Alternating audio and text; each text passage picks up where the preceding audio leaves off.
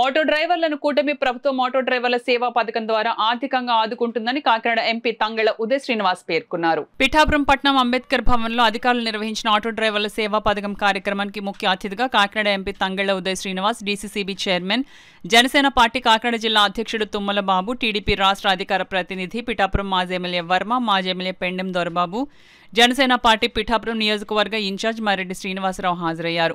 Auto డ్రైవర్లకు సంఘీభావం తెలిపేందుకు Kakinada MP Tangella Uday Srinivas auto drive చేస్తూ తుమ్మల బాబు, పెండెం దొరబాబుతో కలిసి సభా కార్యక్రమం వద్దకు వచ్చారు.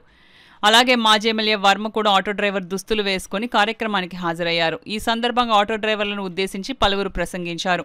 అనంతరం సుమారు 2000 మంది ఆటో డ్రైవర్లకు సుమారు 3 కోట్ల రూపాయల చెక్కులను ఎంపీ ఉదయ్ శ్రీనివాస్, తుమ్మల బాబు, మాజీ ఎమ్మెల్యేలు వర్మ, పెండెం దొరబాబు, మర్రెడ్డి శ్రీనివాసరావు చేతుల మీదుగా అందజేశారు.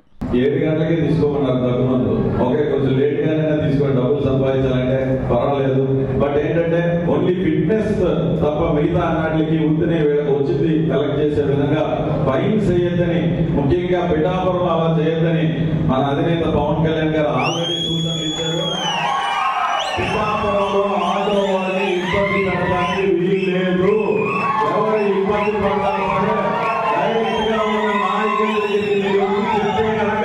మేమేనంటూ ఉంటామని చెప్పి మీ అందరికీ మాటిస్తూ ఇంత మంచి కార్యక్రమాన్ని ఏర్పాటు చేసిన అధికారులందరికీ, పార్టిసిపేట్ చేసిన లాదర్ బాబు గారికి, తోలేటి శిరీష గారికి, తెలంగాణ శెట్టి గారికి, బీజేపీ కన్వీనర్ గారికి, అలాగే శ్రీనివాస్ గారికి, గడా నాయుడు గారికి,